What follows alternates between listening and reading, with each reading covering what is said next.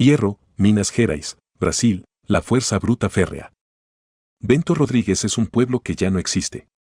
6 meses después del colapso del dique de contención de la mina de hierro Samarco, quien contemple el paisaje apocalíptico del río 12 desde el montículo que se alza enfrente diría que no existió jamás. Váyanse a la derecha, por una carretera sin asfalto, nos explicaron en la última gasolinera en Mariana, 10 kilómetros más abajo, donde las mineiras quinceañeras, tal vez sensibilizadas con el poder devastador del azar, hacían cola para que las gitanas les leyesen las manos. Pero, ojo. Está prohibido ir. El camino era rojizo anaranjado, como el hierro oxidado o la sangre seca, y una bandada de buitres nos sobrevolaba, abriendo camino en la selva de Mata Atlántica como guías del viaje al infierno. Apenas quedaba nada del pueblo. La única prueba de su existencia era un letrero turístico, milagrosamente intacto tras el paso de la ola. Señalaba el antiguo camino real por donde los portugueses transportaban el oro y los diamantes desde las minas que dieron su nombre al estado de Minas Gerais, Minas Generales. En Bento Rodrigues, usted puede probar auténtica comida minera, rezaba el letrero de madera en referencia al famoso feijão tropeiro y al pollo con guiba, los platos que atraían antaño a los turistas de Belo Horizonte a los restaurantes del pueblo. Pero ya no. Al otro lado se podían vislumbrar 3 o 4 casas que destacaban por encima del lodo iluminado al atardecer por los focos de la empresa minera. Mi padre estaba pescando cuando llegó la lama de fango. Salvó a 3, otro desapareció, recordaba Anderson Alves de Paula, de 22 años, refugiado en un barrio de infraviviendas a las afueras de Mariana. Su casa quedó sepultada por cientos de toneladas de lodo. Bento, de cerca de 600 habitantes, fue el epicentro del desastre ecológico más grande de la historia de Brasil, en noviembre de 2015. Aunque nadie lo imaginaría, dado el escaso interés mediático por la catástrofe, eclipsada por otras noticias de Brasil como la epidemia de Zika, la violencia en las favelas del Río Olímpico o el último peinado de Neymar. Tras borrar a Bento Rodrigues del mapa, la ola de 50 millones de toneladas de lodo tóxico, equivalente a 24.000 piscinas olímpicas, contaminó el río 12, el segundo en tamaño por detrás del Amazonas, hasta llegar a su desembocadura en Espíritu Santo, 850 kilómetros hacia el este. 19 personas murieron, 2 en Bento Rodrigues. La causa del derrumbamiento de los diques, según la Policía Federal brasileña, fue el aumento de la cantidad de agua en los residuos fangosos de la mina, agravado por la negligencia de los técnicos de la empresa Samarco. Empresa participada por 2 gigantes multinacionales mineras, la brasileña compañía Vale do Rio 12 y la anglo-australiana BHP Billiton. Un pequeño movimiento sísmico fue el detonante del desastre. Cuando visité la zona durante la Semana Santa de 2016, 5 meses después del desastre, más de 1 millón de personas carecía de agua potable y la pesca estaba prohibida a lo largo del río, privando de su principal fuente de subsistencia a 1,4 millones de personas. Una de las comunidades más afectadas eran los indígenas Krenaques, un pueblo de pescadores. El río 12 está totalmente alterado. Se han movido los sedimentos. Ya es otro río, con una morfología distinta, me explicó asombrado Marcelo Campos, responsable en Belo Horizonte del Instituto Federal de Medio Ambiente, IBAMA. Vale y BHP Billiton insistieron en que no había elementos tóxicos en los residuos arrastrados río abajo. Pero se sabía que se utilizaba el agente químico éter-amino en el proceso de separación del hierro de la roca. En el informe técnico sobre la toxicidad del éter-amino Montanol 800, fabricado por la empresa suiza Clariant, que había duplicado su producción en Brasil en los años del boom minero, se advertía que ese producto es perjudicial para la vida acuática y que no es fácilmente biodegradable. De las 80 especies de peces en el río 12, cuyo nombre significa dulce, 11 de ellas eran rarezas autóctonas. Todas estaban ya en vías de extinción debido al desastre. Una generación va a nacer y crecer a orillas de un río vedado, dijo en una entrevista al diario O Globo el líder medioambientalista de la etnia Krenak Elton Krenak. Es una visión temible del futuro del mundo. Asterisco el metal que mejor simboliza la intransigencia y la fuerza bruta, el hierro, había sido una buena metáfora de la política inversora de Estados Unidos en Brasil durante la Guerra Fría. También del compromiso de la izquierda brasileña de no permitir jamás otro saqueo a manos del imperialismo gringo. Pero, como pude comprobar en Bento Rodrigues, incluso un campeón nacional, como Vale do Rio 12, operando con el beneplácito del gobierno del Partido de los Trabajadores, PT, de Luiz Inácio Lula da Silva y Dilma Rousseff, podía llegar a hacer mucho daño. Tal y como explica Galeano en Las Venas Abiertas, La búsqueda de hierro para abastecer la industria manufacturera de la superpotencia estadounidense impulsó las políticas intervencionistas de Washington en Brasil en los años 50 y fue un factor clave en el golpe militar de 1964. Urdido con la estrecha colaboración de las gigantes empresas del metal, la Hanna Manning Corporation y la United Steel. Galeano describe, con su cáustica ironía, los choques de intereses entre las grandes empresas mineras y siderúrgicas estadounidenses y el nuevo nacionalismo desarrollista del mítico presidente Getúlio Vargas. La importancia del hierro para Washington fue tal que la embajada estadounidense en Río de Janeiro creó un nuevo cargo, el agregado mineral, que tuvo tanto trabajo como el agregado militar. La Hanna, con sede en Cleveland, cuyo vicepresidente George Humphrey era casualmente el secretario del Tesoro de Estados Unidos, fichó a 5 ministros del gobierno brasileño para incorporarlos a su consejo, con el fin de obtener la concesión de la mayor concentración de hierro del mundo, el Valle de Paraopeba en Minas Gerais. Cuando otro nacionalista, Jânio Quadros, llegó al poder en agosto de 1961, anuló las autorizaciones otorgadas en favor de la Hanna en Paraopeba para dar prioridad a la industria nacional. En cuestión de días, fuerzas terribles se levantaron contra mí para aplastarme, y solo porque yo deseaba un Brasil para los brasileños, se lamentó Quadros, tras anunciar su dimisión. El vicepresidente João Jango Goulart, discípulo de Getúlio Vargas, tomó las riendas y mantuvo la negativa a la entrada de la minera estadounidense. El Tribunal Federal apoyó al presidente y negó un recurso de la Hanna para restablecer su concesión.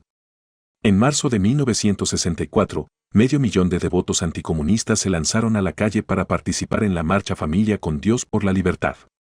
Días después, el golpe de Estado iniciado en Minas Gerais desalojó a Jango del poder. Los militares brasileños, además de encarcelar a miles de personas, entre 5.000 y 20.000, según las fuentes, rescataron a la Hanna Manning Corporation como si se tratase del primero de caballería, según comentó alegremente la revista estadounidense Fortune. Tras cansarse de arrojar los libros de Dostoyevsky, Tolstoy o Gorky a la hoguera o al fondo de la bahía de Guanabara, y tras haber condenado al exilio, a la prisión o a una fosa a una innumerable cantidad de brasileños, la flamante dictadura del jefe del Estado Mayor del Ejército, el general Castelo Branco, puso manos a la obra.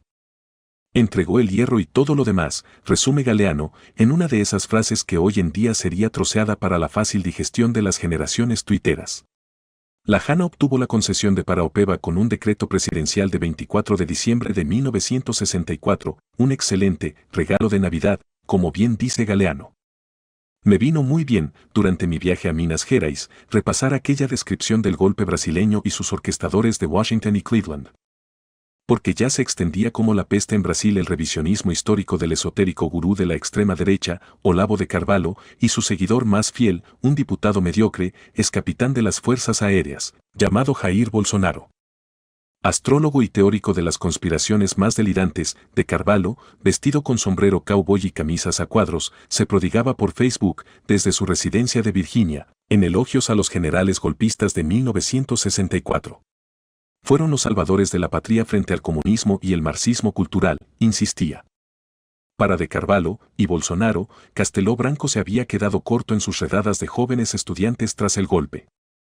El verdadero héroe brasileño era el general Carlos Alberto Brilhante Ustra, jefe de la unidad de represión de la dictadura a principios de los años 70 que torturó a miles de disidentes, entre ellos a la mismísima Dilma Rousseff, entonces una guerrillera de la lucha armada contra la dictadura. En los mítines de Bolsonaro, era común cerrar el evento al grito de «Ustra vive». Por si fuera poco, de Carvalho instaba al emergente movimiento bolsonarista a exigir otro golpe contra la supuesta dictadura del PT de Lula y Dilma. Cada semana, en la avenida Paulista de Sao Paulo, cientos de manifestantes coreaban eslóganes como «Intervención militar ya», con un enorme monigote hinchable de un soldado en combate. Si los militares no actúan, Brasil pronto dejará de existir. Me gritó un manifestante bolsonarista en una ocasión, después de lanzarme una mirada de odio y ondear, subido a un taburete, una bandera que decía en inglés, Armed Forces Save Brazil. De Carvalho, estrecho amigo del maquiavélico gurú de Trump Steve Bannon, era el cerebro de este movimiento descerebrado. Y dicho sea de paso, era también uno de los críticos más viscerales de las venas abiertas de América Latina, que calificó como una mierda de libro. Tal vez Galeano, así fue aquel momento histórico, había exagerado el papel de Estados Unidos en el golpe de 1964. A fin de cuentas, como me comentó Marcelo Mitterrand, un economista del Banco de Desarrollo brasileño BNDES, la élite brasileña está perfectamente capacitada para organizar sus propios golpes de Estado. Washington había tenido una relación ambigua con los nacionalistas de Getúlio Vargas, quien incluso llegó a convencer a Roosevelt para que construyera la primera planta siderúrgica del Estado brasileño a cambio de establecer una base militar estadounidense en la costa del Nordeste durante la Segunda Guerra Mundial. Asimismo, las «fuerzas terribles» del mesiánico Jânio Quadros podían ser otras, puesto que el efímero presidente había ido acumulando enemigos por doquier con políticas un tanto excéntricas, como prohibir el bikini en la playa de Copacabana o las peleas de gallos en las favelas, que ya empezaban entonces a trepar por las montañas de Río. Es más, el control del hierro fue uno solo de los objetivos de la carga golpista contra Quadros, cuyo gobierno había sembrado el miedo existencial en las clases privilegiadas al prometer una reforma agraria y una gran campaña contra la analfabetización, que en 1964 castigaba a más de la mitad de la población brasileña. Pero no puede haber duda sobre el papel de Washington en la operación, donde crecía el miedo a que Brasil pudiera convertirse en la China latinoamericana. Cuando los generales sacaron los tanques a la calle, se puso en marcha una operación de la flota estadounidense en el Atlántico llamada Brother Sam para ayudar en caso de necesidad. Si la materia prima de otros golpes latinoamericanos eran la banana, el cobre o el petróleo, el hierro brasileño fue estratégico en aquel tiempo de orgullo industrial estadounidense, cuando todo lo bueno para la General Motors era bueno para Washington. El poderoso empresario de Sao Paulo Augusto Antunes se había prestado como testaferro para que la gigante del acero estadounidense Bethlehem Steel pudiera hacerse con una mina de manganeso, otro elemento imprescindible en el proceso siderúrgico, en plena Amazonía. Y en 1964, aunque Galeano no lo menciona en su libro, Antunes fue un componente clave de la maquinaria del golpe. Pronto la Bethlehem iniciaría su propia explotación del hierro en Minas Gerais junto con la Hanna. La US Steel, por su parte, firmaría un joint venture con la empresa pública creada en 1942 por Vargas, un componente esencial de su proyecto de industrialización y modernización, la compañía Vale do Rio Doce. La operación golpista para restablecer el acceso estadounidense al hierro brasileño dejó una profunda huella en la conciencia nacional brasileña. Tal vez con la ayuda de la narrativa desarrollista del joven Galeano y de los cerebros de la nueva escuela de la dependencia brasileña, como el economista Celso Furtado o el joven y brillante sociólogo Fernando Henrique Cardoso, que habían analizado el subdesarrollo en el contexto de las relaciones entre Centro, Europa y Estados Unidos, y Periferia, América Latina. Por contradictorio que parezca, sería Cardoso, presidente electo en 1995 y moderado por la edad y el poder, el que gestionaría la privatización de Vale do Rio Doce. Llamada Vale para comodidad de los inversores de Wall Street, la compañía minera salió a bolsa en 1997 a precio de saldo. Conforme avanzaba el boom de las materias primas, sus beneficios se multiplicaron por 13 en 8 años y hacía salivar a los especuladores de los mercados internacionales. Cuando por fin la izquierda llegó al poder tras la histórica victoria de Lula de 2002, se resolvió garantizar que al menos no volviera a producirse otra humillación ante el tío o el hermano, Sam, como la de 1964.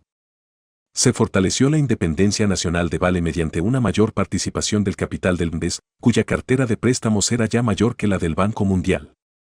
Vale sería un campeón nacional, brasileño, de capital privado, eso sí, pero parte de un proyecto del Estado, lejos del modelo de extracción neocolonial que abrió las venas de la tierra en Minas Gerais y la Amazonía en beneficio de las multinacionales estadounidenses.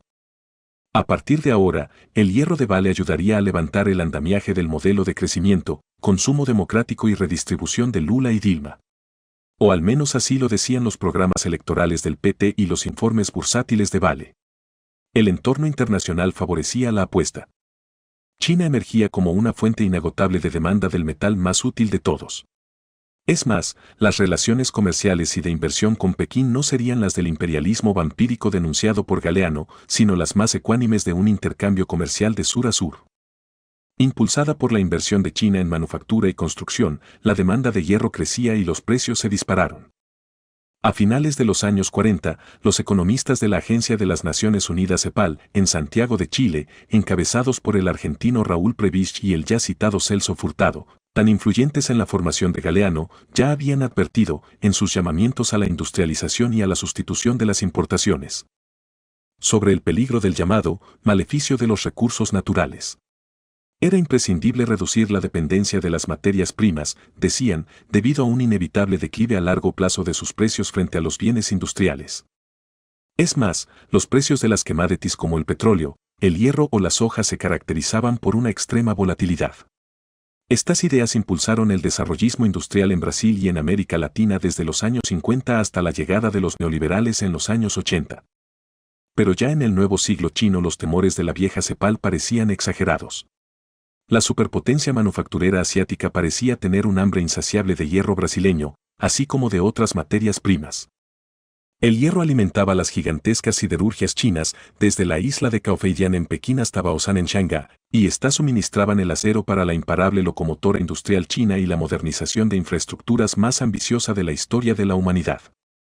China producía ya la mitad del acero mundial y buscaba fuentes estables de suministro de hierro. Es más, la globalización industrial había hecho bajar los precios de las mercancías manufacturadas frente a las materias primas en un mundo de recursos menguantes.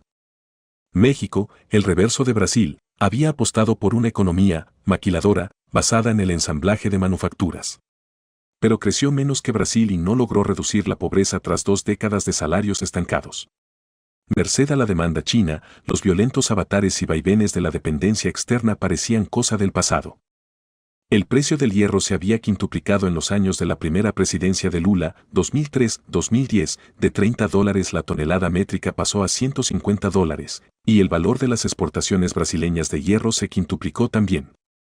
No parecía ser el típico aumento volátil del precio de las commodities que había conducido al desastre tantas veces en América Latina. Se trataba de un llamado superciclo que llevaba más de 10 años en fase alcista y no daba señales de agotamiento. El hierro parecía haber forjado la base inquebrantable del nuevo desarrollismo extractivista de la izquierda brasileña. Las exportaciones de Vale y los correspondientes ingresos millonarios de divisas facilitaron un aumento espectacular de la renta de las clases bajas. Mediante los subsidios de Bolsa Familia, los créditos baratos y las subidas del salario mínimo, 36 millones de brasileños salieron de la pobreza extrema en la primera década del nuevo siglo y 42 millones se incorporaron a lo que Lula denominó la nueva clase media brasileña. Algunos economistas, como Luis Carlos Bresser, exministro de Hacienda de Cardoso, dieron la alarma. El real se había apreciado tanto, hasta 1,65 reales por dólar, un 30% por encima de su valor de equilibrio, según Bresser, que acabaría pasando factura. Era un síntoma típico del llamado mal holandés, advirtió. La expresión, acuñada por la revista The Economist, alude al impacto perjudicial sobre la economía holandesa del descubrimiento de gas en los años 50. La tasa de cambio acaba sobrevalorándose, ya que materias primas como el petróleo, el hierro o la soja pueden ser exportadas cuando la divisa está muy cara sin perjudicar los beneficios de sus productores, pero esta apreciación merma la competitividad de la industria manufacturera. Ahí tienes la distorsión, me explicó Bresser en una entrevista mantenida en su suntuosa casa modernista de Sao Paulo. Pero nadie le hizo mucho caso. La izquierda defendía la fuerza del real porque permitía elevar el poder adquisitivo de los más necesitados y estimular el consumo sin desatar la inflación.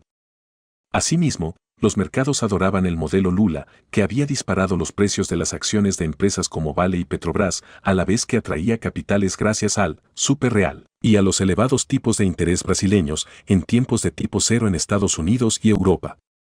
The Economist, que ya había olvidado su análisis pionero del mal holandés, se sumó a la alegría general al publicar una portada en 2009 en la que el Cristo Redentor de Río despegaba de la montaña del Corcovado como un cohete hacia los cielos. Brasil despega, titularon.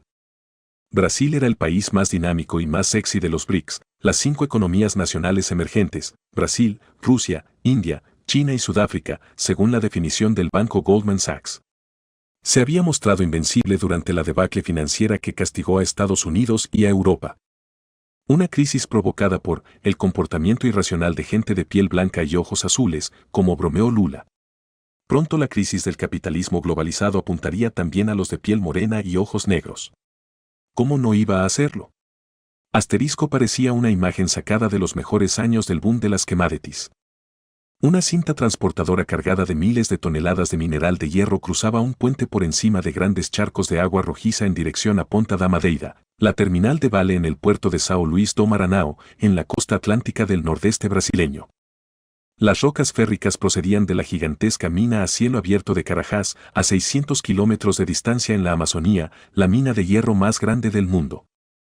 Una enorme herida sangrante de color rojizo en la selva, Carajás había sido la punta de lanza de la Operación Amazonía, diseñada por la Junta Militar tras el descubrimiento en 1967 por la US Steel del depósito de hierro más grande del mundo.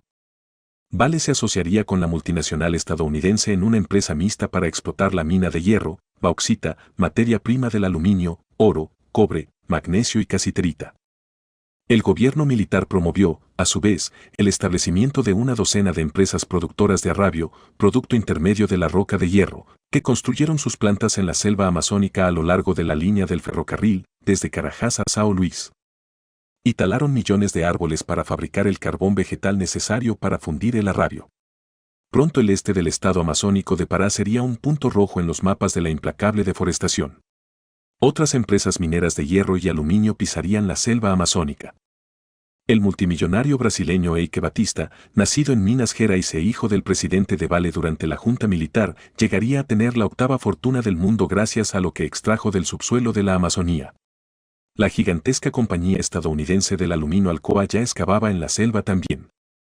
Necesitadas de enormes cantidades de energía, Vale y Alcoa hicieron lobby para construir el gran proyecto hidroeléctrico de Tucuruí a finales de los años 70, que inundó miles de kilómetros cuadrados de territorio indígena y obligó a desplazarse a comunidades milenarias. Años después, Vale participaría en el polémico proyecto de Belo Monte, en Altamira, necesitado de más energía para su vertiginosa expansión. La construcción de la inmensa represa anegaría 1.500 hectáreas de selva, secaría un río vital para la existencia de diversas comunidades indígenas y desplazaría a decenas de miles de habitantes, tanto fueran indígenas de la etnia Cayapó como ribereños y colonos pobres que vivían de la pesca a orillas del río.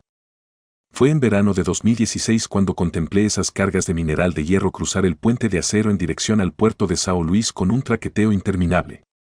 La mina de Carajás batía récords de producción, superando los niveles de 2011, cuando el precio del metal, $170 la tonelada métrica, rozaba los máximos históricos.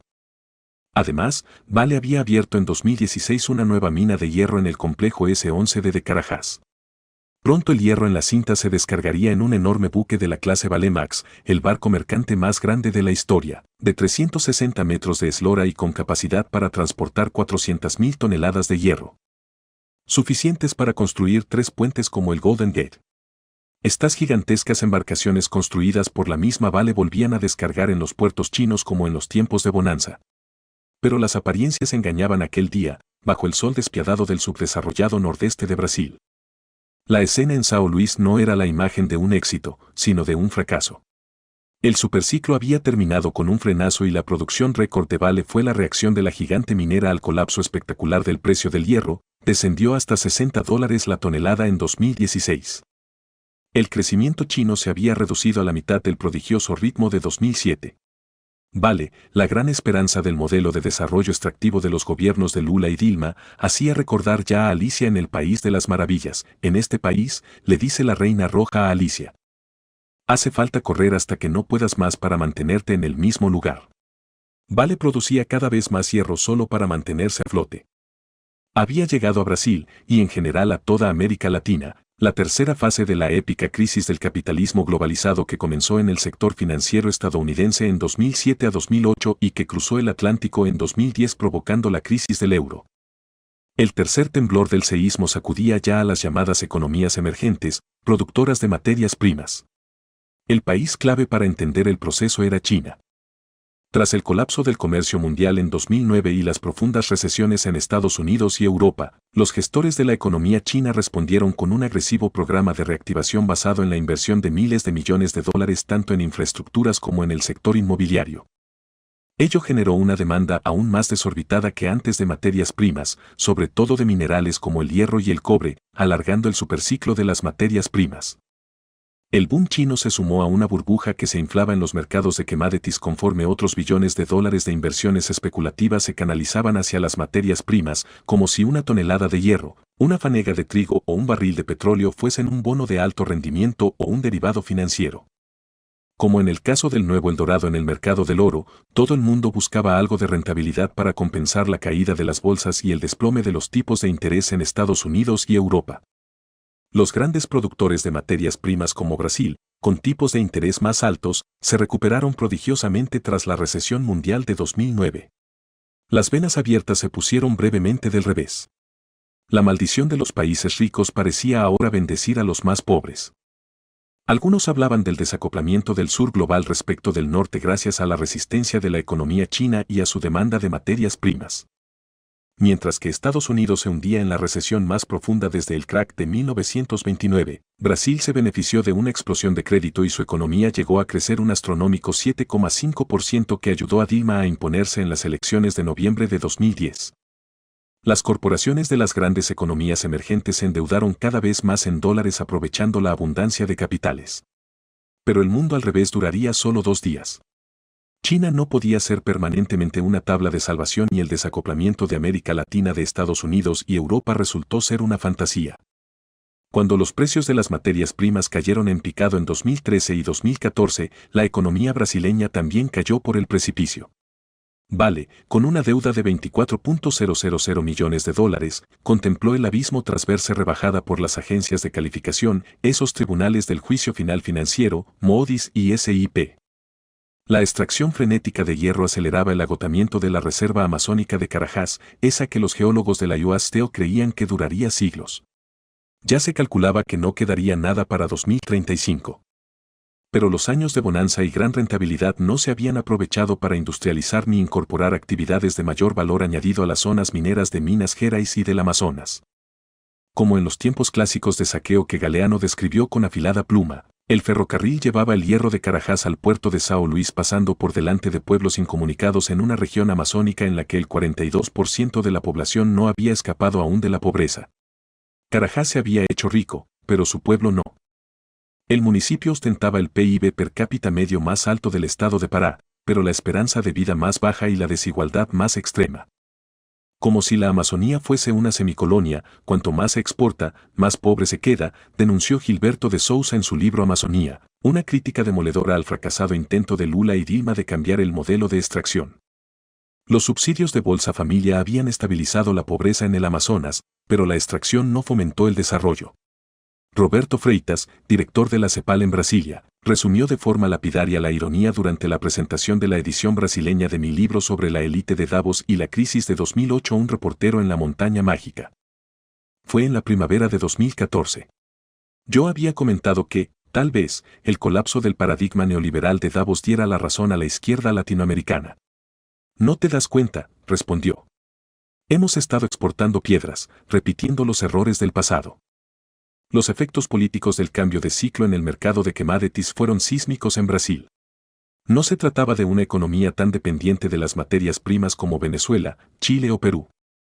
Pero la exportación de materias primas fue la pieza clave de la apuesta de la izquierda para impulsar el consumo de los pobres sin inflación y sin perjudicar la balanza de pagos.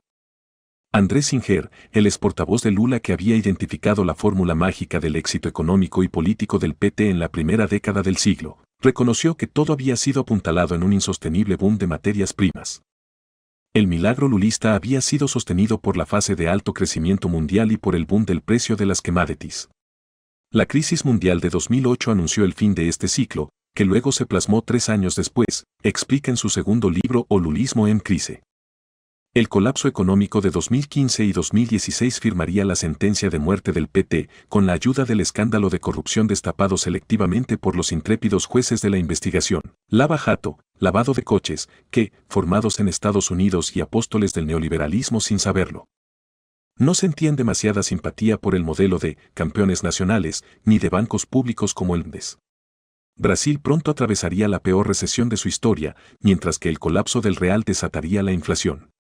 De ese modo, el poder adquisitivo de las clases populares, tras una década de mejoras, cayó en picado. The Economist, siempre a remolque de los ciclotímicos mercados financieros, publicó una nueva portada con el Cristo Redentor descendiendo en picado con una estela de humo negro detrás. Indignadas, las clases medias llenaron las avenidas de Río y Sao Paulo para pedir la salida de Dilma de la presidencia, solo un año después de su victoria electoral, y la cárcel para Lula.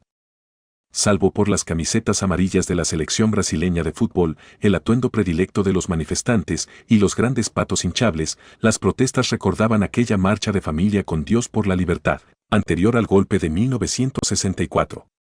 Aunque el Dios del siglo XXI ya era evangélico para millones de brasileños. La destrucción del Río 12 parecía ser, en gran parte, el resultado de la decisión de pisar el acelerador y aumentar la producción de hierro mientras la crisis forzaba una serie de draconianos recortes de gastos en Vale. Según la Comisión Interamericana por los Derechos Humanos, el ahorro en costes y la aceleración de permisos medioambientales en la minería brasileña había ocasionado un mayor riesgo de rotura de los diques de contención en Minas Gerais. No había instrumentos disponibles para detectar sismos, confesó un ingeniero de Samarco. Ellos no pensaban en la vida, sino en los beneficios, sentenció. Esto debería provocar un cambio de mentalidad, me comentó Marcelo Campos mientras estudiábamos los mapas inservibles de un río que ya no era el mismo. Pero, lejos de aprender la lección del desastre de Bento Rodríguez y del fin dramático del superciclo de las materias primas, Brasil parecía haber vuelto a la era clásica de las venas abiertas, de cuando las multinacionales ejercían su dictadura, según Galeano, sacando materias primas de la tierra y pingüis beneficios del país. En medio de una grave crisis económica, el nuevo gobierno de Michel Temer, instalado tras una moción de censura a Dilma que muchos calificaron de golpe de Estado parlamentario, anunció su compromiso de atraer capitales extranjeros y facilitar las inversiones mineras. Al igual que en 1964, el golpe abriría el camino al saqueo del pasado. Las inversiones en las minas y en el petróleo descubierto en el Atlántico ya no serían los campeones nacionales de Lula y Dilma, sino las multinacionales extranjeras de la minería y las grandes petroleras de Houston. Lula, encarcelado sin pruebas por supuestos delitos de blanqueo y excluido de las elecciones de 2018, pese a ser el candidato más popular. Denunció que el proceso de acoso y derribo al Partido de los Trabajadores se había diseñado precisamente para que Estados Unidos pudiera participar en la explotación de los recursos nacionales brasileños, se refería, sobre todo, al petróleo, como veremos más adelante, como en 1964. Tal vez fuera una teoría de la conspiración. Tal vez no. Lo innegable, en todo caso, era que el modelo económico de la izquierda y su dependencia de la exportación de materias primas había elevado su vulnerabilidad exponiéndose al volátil superciclo de las commodities y a los objetivos geopolíticos de Washington. En su lugar, la vuelta de aquel viejo consenso de Washington neoliberal dejaría grandes áreas de la selva amazónica abiertas para el negocio. La citada Comisión Interamericana advertía de que existían conflictos de intereses respecto a la minería, ya que los partidos que detentaban el poder, el de Temer era conocido como el partido de alquiler, debido a su extremo oportunismo clientelar, habían recibido donativos generosos de las empresas mineras. Pese al bajo precio del hierro y a los desastres medioambientales en Minas Gerais y la Amazonía, el nuevo gobierno incentivaba todavía más la inversión minera. Más minas, más riesgo de desastres. Ni tan siquiera se había aprendido la lección de la zona borrada del mapa por la ola destructora de 2015. Crecieron las presiones a favor de reanudar las operaciones mineras de Samarco. Queremos empleo. Que reabran la mina ya, rezaban los carteles del sindicato Metabase colgados en la carretera de Mariana. El peligro de que se repitiera la historia era evidente y, como en otra crónica de una muerte anunciada de García Márquez, pronto en 2018 colapsó otro dique de Vale en Brumadinho, a 100 kilómetros al oeste del desaparecido municipio de Bento Rodríguez. Y de nuevo se vertieron miles de toneladas de desechos al río Paraopeba. Murieron 248 personas, 22 desaparecieron sin que se llegaran a recuperar sus cadáveres. Vale alertó sobre el peligro de colapso de otros diques en Minas Gerais, pero negó categóricamente que pudiera ocurrir algo parecido en sus minas de la Amazonía. Lo que quedó de las ruinas de Bento Rodríguez y de los escombros del gran proyecto transformador del Partido de los Trabajadores fue un deseo bíblico de castigar a la clase política. Se palpaba en las fiestas de aquella Semana Santa en Minas Gerais. A un par de horas en coche de la zona de la catástrofe, en Ouro Preto, la joya del barroco brasileño y epicentro de la fiebre del oro del siglo XVIII, un grupo de jóvenes colocaban encima de una potra blanca un muñeco de Judas que luego sería ahorcado en la plaza, como en su día lo fue el independentista Tiradentes. Una orquesta de viento cuyos integrantes llevaban cascos en la cabeza hechos con viejos orinales tocaba himnos lúgubres bajo las miradas dieciochescas de las esculturas de Aleijadino, el genio leproso, hijo de esclavo, que, como escribe Galeano, dejó en sus obras de piedra el testimonio final del auge y caída de la primera economía colonial de metales preciosos. Una vez más, los mineiros se sentían traicionados por las falsas promesas, los beneficios efímeros de la bonanza, el colapso económico y el desastre del Río 12.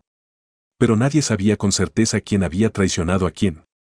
¿A quién representa Judas este año?, le preguntamos a un guardia de seguridad afrobrasileño que vigilaba mientras el muñeco se balanceaba en el aire. Pues a Dilma, supongo, respondió, tras pensarlo un momento y recordar las promesas electorales de Rousseff en 2014. Algunos, igual que los manifestantes contra la moción de censura en Brasilia con pancartas que rezaban, temer traidor, decían que el Judas debió de ser el exvicepresidente de Dilma, todavía en el Palacio Presidencial, pero con una valoración popular que no rebasaba el 5%, según los sondeos.